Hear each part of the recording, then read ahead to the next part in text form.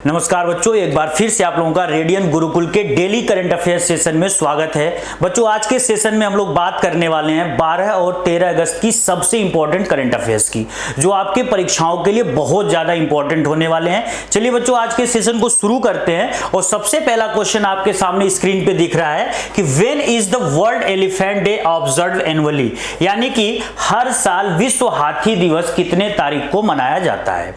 बच्चों याद रखिएगा, हर साल जो विश्व हाथी दिवस है वो 12 अगस्त को मनाते हैं। और अगर हम यहीं पे बात करें कि इस साल जो 2024 में हम वर्ल्ड एलिफेंट डे सेलिब्रेट कर रहे हैं, उसकी थीम क्या है, तो उसकी थीम है बच्चों personifying pre historic beauty, theological relevance and environmental importance. Hindi में अगर हम इसको देखें तो प्राग ऐतिहासिक सौंदर्य, धार्मिक प्रासंगिकता और पर्यावरणीय महत्व को मूर्त रूप देना, ये इस बार की थीम है जिसको आपको याद रखना है।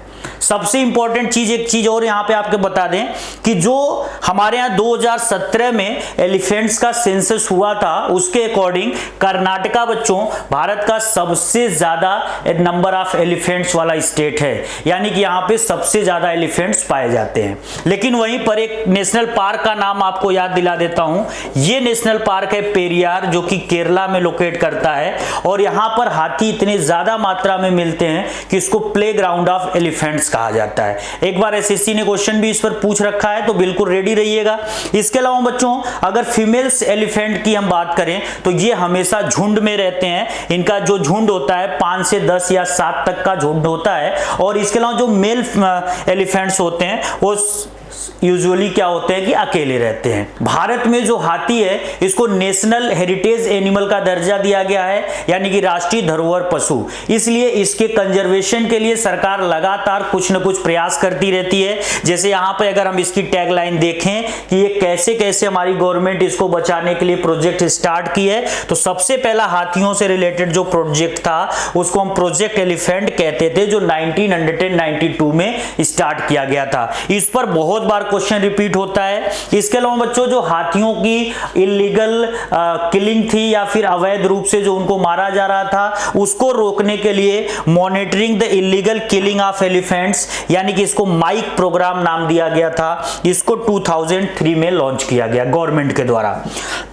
इसके अलावा बच्चों, नेशनल एलिफेंट कॉरिडोर प्रोजेक्ट 2005 में, हाथी मेरे साथी कैंपेन 2011 में, गज यात्रा 2017 में और रिसेंटली 2022 में गज सूचना ऐप, जिसके माध्यम से हाथियों के बारे में उनका करंट लोकेशन पता चलता रहेगा।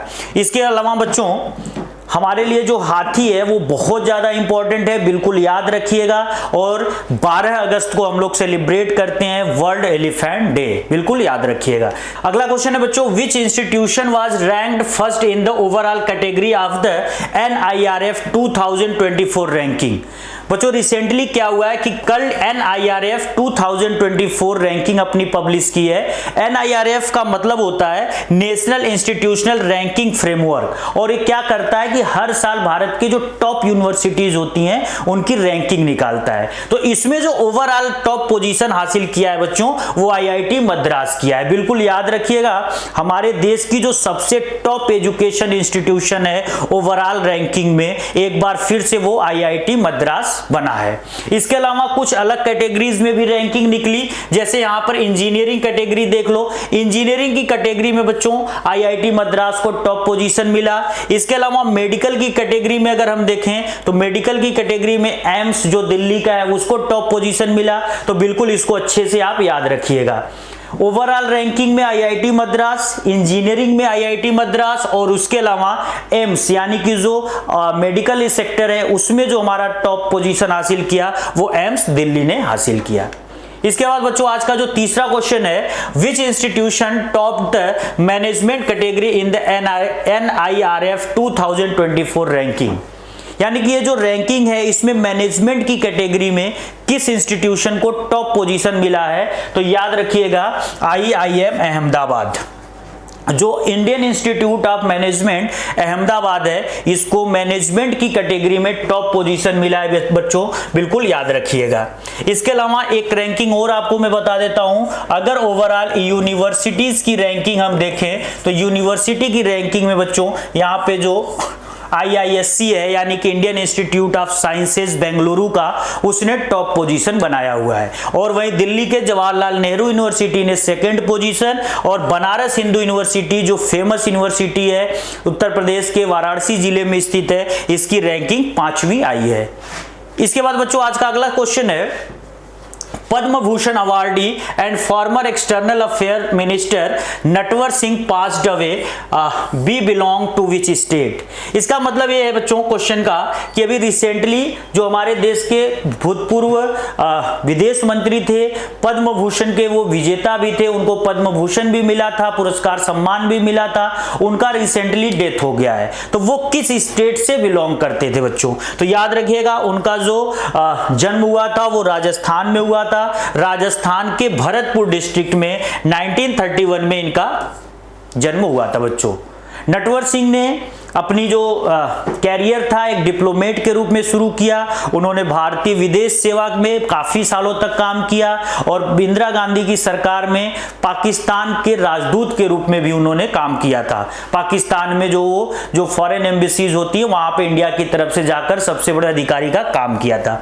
इसके अलावा बच्चों जब मनमोहन सिंह की सरकार बनी थी तो इनको विदेश मंत्री भी बनाया गया था, तो इनका जो कार्य था वो काफी प्रशंसनीय था। इसके अलावा बच्चों इन्होंने अपने लाइफ में कुछ बेहतरीन किताबें भी लिखी, जिसमें उन्होंने नेहरू पे लिखी the legacy of Nehru a memorial tribute, जो काफी पॉपुलर हुई थी। माई चाइना डायरी 1956 टू 88, ये भी इनकी बहुत अच्छी किताब थी। इन्होंने अपनी ऑटोबायोग्राफी भी लिखी जिसका नाम था one life is not enough. ये इस क्वेश्चन के लिए बिल्कुल रेडी रहिएगा क्योंकि नटवर सिंह अभी रिसेंटली पास्ड हुए हैं, तो इनसे रिलेटेड बहुत सारे क्वेश्चन आपके पेपर में छपने वाले हैं। आज के सेशन का बिल्कुल आखिरी क्वेश्चन देखते हैं, which state will host the first global women's kabaddi league. आज का ये सबसे धमाकेदार और सबसे बेहतरीन क्वेश्चन है बच्चों, क्योंकि पूरी दुनिया में पहली बार वर्ल्ड कबड्डी लीग होने जा रहा है महिलाओं का, और ये जो वर्ल्ड कबड्डी लीग ऑर्गेनाइज होगा ये भारत के हरियाणा स्टेट में आयोजित होगा।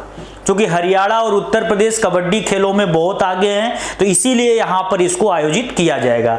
इसके अलावा बच्चों देख लो यहां पे जैसे लिखा भी है, first ever global women's kabaddi league set to launch in September, यानी कि सितंबर में यह होने वाला है। और tournament in Haryana to feature female athletes from over 15 countries. पूरी दुनिया के 15 बड़े देशों से यहाँ पे एथलीट्स आएंगे, जो कि सितंबर महीने में हरियाणा में आयोजित होने वाले दुनिया के पहले कबड्डी लीग में भाग लेंगे। इसके अलावा बच्चों एक चीज और याद रखिएगा, जो वर्ल्ड कबड्डी डे होता है ये हर साल 24 मार्च को सेलिब्रेट किया जाता है। इस बार जो वर्ल्ड कबड्डी डे सेलिब्रेट किया गया ताऊ देवीलाल इंडोर स्टेडियम पंचकुला हरियाणा में, और इस बार हम लोगों ने एक बहुत बड़ा गिनीज वर्ल्ड रिकॉर्ड बनाया कि एक साथ 128 प्लेयर्स ने यहाँ पे कबड्डी खेलों में भाग लिया था। आज तक दुनिया में इतना बड़ा कबड्डी का जो प्रदर्शनी था या फिर ये कह लो कि जो टूर्नामेंट था अब तक नहीं हुआ था। तो यहाँ पर वर्ल्ड कबड्डी के दिन अब 128 खिलाड़ियों ने एक साथ भाग लिया था। तो बच्चों आज के सेशन में हमने 12 और 13 अगस्त की सबसे महत्वपूर्ण घटनाओं को देखा। बिल्कुल हमारे साथ जुड़े रहिएगा।